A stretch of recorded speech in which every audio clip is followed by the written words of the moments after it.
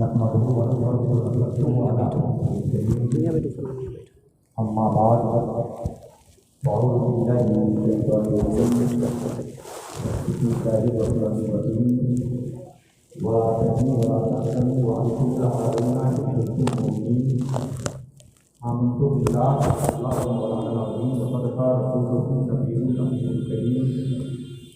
ونحن على ذلك لمن الشاهدين والشاكرين الحمد لله رب العالمين۔ ایک مرتبہ اپنے کو محبت کے ساتھ پاتا ہے ضرورت میں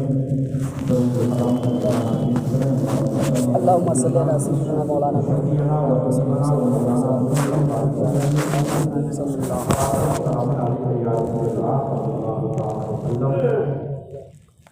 اللہ کی سرتا بقدم شان ہے یہ، اللہ کی سرتا بقدم شان ہے یہ، انسان نہیں انسان وہ انسان ہے یہ، اور قرآن کو ایمان بتاتا ہے انہیں، ایمان بھی کہتا ہے نہیں جان ہے بے شک سبحان اللہ۔ گرامی،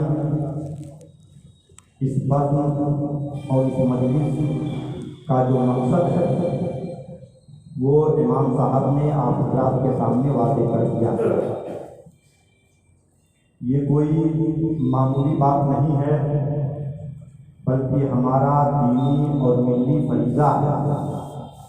کہ آج ہم اور آپ فرانس کے صدر کے خلاف احتجاج کریں اور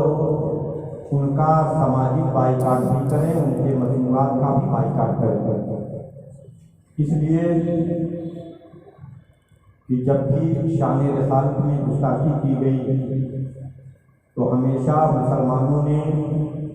اپنے پیارے آقا صلی اللہ تعالیٰ علیہ وسلم کی شان کے لیے اپنی جان کو بھی قربان کیا اور اپنے مال و دولت کو بھی قربان کیا، اور یہ ضروری اس لیے بھی ہے کہ ہم کلمہ توحید کے پڑھنے والے ہیں اور ہمارا یہ عقیدہ ہے کہ ہمارے ایک ایک عمل کا محاسبہ کل میدان محشر میں کیا جائے گا۔ تو یہ بات بھی کھل کر سامنے آئے گی کہ اسی خاکدانی مٹی پر جب پیغمبر اسلام صلی اللہ تعالیٰ علیہ وسلم کی شان میں گستاخی کی گئی تو اللہ کے وہ بندے جو پیغمبر کا کلمہ پڑھنے والے ہیں، جن جن لوگوں نے بھی اس کے خلاف آواز بلند کیا، انشاءاللہ کل میدان محشر میں پیغمبر اسلام صلی اللہ تعالیٰ علیہ وسلم کا سایہ رحمت ضرور نصیب ہوگا۔ اس لیے اگر اسلام اور مسلمان کی بات کی جائے تو سچ تو یہ ہے کہ جس وقت پیغمبر اسلام صلی اللہ تعالیٰ علیہ وسلم نے اپنی نبوت کا اعلان کیا، اسلام کی دعوت دی، اس وقت سے لے کر آج تک اسلام ہمیشہ غالب رہا ہے اور صبح قیامت تک غالب رہے گا۔ اسلام کو تو کوئی مغلوب نہیں کر سکتا، چاہے تحریر کے ذریعے ہو، چاہے تقریر کے ذریعے ہو، چاہے مناظرہ کے ذریعے ہو، چاہے مجادلہ کے ذریعے ہو، کبھی بھی کوئی شخص دنیا میں ایسا پیدا نہیں ہوا جو اسلام اور قانون اسلام کو مغلوب کر سکے۔ البتہ مسلمان کبھی غالب رہے ہیں اور کبھی مغلوب رہے ہیں۔ مسلمانوں کا غالب اور مغلوب ہونا یہ جاری و ساری رہا ہے، لیکن سچ تو یہ ہے کہ اگر دل میں ایمان ہے، اللہ اور اس کے رسول کی محبت ہے تو دنیا کی کوئی طاقت مسلمان کو بھی مغلوب نہیں کر سکتی۔ اس لیے کہ یہ میرا دعویٰ نہیں بلکہ یہ قرآن کا دعویٰ ہے، یہ میرا دعویٰ نہیں بلکہ خدا کا دعویٰ ہے۔ قرآن مقدس میں اللہ تبارک و تعالیٰ نے ارشاد فرمایا وَلَا تَهِنُوا وَلَا تَحْزَنُوا وَأَنتُمُ الْأَعْلَوْنَ إِن كُنتُم مُّؤْمِنِينَ۔ سستی مت کرو، غم مت اٹھاؤ، تم ہی غالب رہو گے اگر ایمان والے ہو۔ گویا کہ ایمان یہ خود غالب ہونے کی علامت ہے، اور اس کی مثال بھی آپ اگر 14.5 سالہ تاریخ اٹھا کر دیکھیں تو مسلمانوں کی تاریخ یہ بتاتی ہے کہ چاہے 313 رہے ہوں، چاہے 1000 رہے ہوں یا 4-5 ہزار رہے ہوں، ہمیشہ مسلمان سینکڑوں، لاکھوں، ہزاروں پر بھاری رہے ہیں۔ بدر کی سرزمین، خیبر کی سرزمین، احد کی سرزمین، خندق کی سرزمین، یہ ساری لڑائیاں اس بات کی گواہ ہیں کہ وہ مسلمان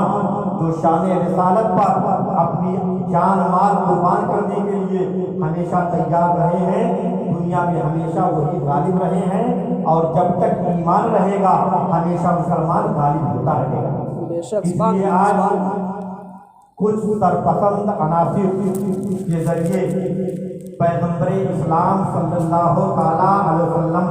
کی شان میں گستاخی کی گئی، ان کا خاکہ بنایا گیا، توہین آمیز جملے کہے گئے۔ آج اس احتجاج کے ذریعے، اس مجلس کے ذریعے ہم اس کی سخت مذمت کرتے ہیں اور تمام مسلمانان عالم کو یہ بتانا چاہتے ہیں کہ اگر شان رسالت میں گستاخی کی جائے گی تو کوئی بھی مسلمان ہرگز اسے برداشت نہیں کر سکتا۔ اس لیے آج سوچنے کا مقام ہے، غور کرنے کا مقام ہے کہ جس وقت مسلمانوں کی تعداد ہزاروں میں تھی، اس وقت کسی بھی دنیا کے حکمراں کے اندر یہ طاقت نہیں تھی کہ پیغمبر کے خلاف ایک جملہ کہہ دے، لیکن آج بیشتر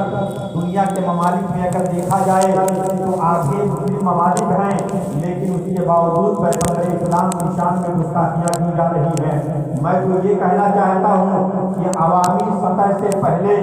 ملکی سطح پر جتنے بھی مسلم ممالک ہیں ان سب کو متحد ہو کر اس کے خلاف احتجاج کرنا چاہیے تھا، فرانس کا بائیکاٹ کرنا چاہیے تھا، اور اس کے مصنوعات کو اپنے پیروں تلے روند کر اسے یہ مزاج دے دینا چاہیے تھا کہ ہم پیغمبر کی شان میں گستاخی ہرگز برداشت نہیں کر سکتے۔ مگر افسوس کا مقام ہے کہ مسلم ممالک کے حکمراں اگرچہ اپنے ذاتی بیان کے ذریعے اس کی مذمت کر رہے ہیں،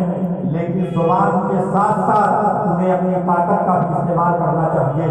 اس لیے کہ اللہ کے پیارے حبیب صلی اللہ علیہ وسلم نے ارشاد فرمایا کہ اگر تم کسی برائی کو دیکھو، اگر تم کسی بدی کو دیکھو، اگر تمہارے پاس طاقت ہے تو طاقت کے ذریعے اس سے روکو، اور اگر طاقت نہیں ہے تو زبان کے ذریعے اس سے روکو، اور اگر زبان کے ذریعے بھی طاقت نہیں ہے تو کم سے کم دل میں اور اپنے سماج، اپنے معاشرے میں اس سے برا کہو۔ اس لیے آج پوری دنیا کے مسلمانوں کا یہ دینی اور ملی فریضہ ہے کہ فرانس کے خلاف طاقت کا بھی استعمال کریں، زبان کا بھی استعمال کریں، تحریر کا بھی استعمال کریں، تقریر کا بھی استعمال کریں، اور ہر طریقے سے اسے ایسا کر دیں کہ اسے احساس ہو جائے کہ اگر ہم پیغمبر اسلام کی شان سے گستاخی کریں گے تو دنیا کا مسلمان ہرگز اسے برداشت نہیں کر سکتا۔ اس لیے پرزور انداز میں یہ احتجاج ہونا چاہیے، لیکن افسوس ہے کہ ہماری قوم ابھی بھی خواب غفلت میں ہے۔ اتنا سب ہونے کے بعد بھی آج ہمارا ایمان بیدار نہیں ہو رہا ہے، آج ہم متحد نہیں ہو رہے ہیں،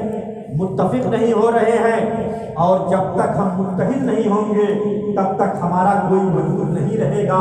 نہ ہی ہمارا عروج و ارتقاء رہے گا، بلکہ ہمیشہ زوال ہمارا مقدر بنتی چلی جائے گی۔ اس لیے مسلمانوں، آج جس مقصد کے تحت ہم اور آپ حاضر ہوئے ہیں، اپنے دل میں اللہ اور اس کے رسول کی محبت کو رکھیے، اور اس پہلے بد کو جو فرانس میں کیا گیا، اگر ہم وہاں نہیں پہنچ سکتے،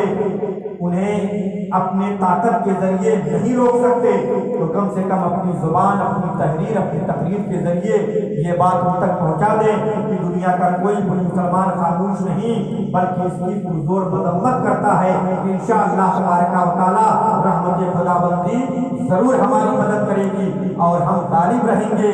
غالب تھے بھی اور غالب رہیں گے، لیکن قرآن نے شرط لگا دی ہے کہ تم سستی نہ کرو،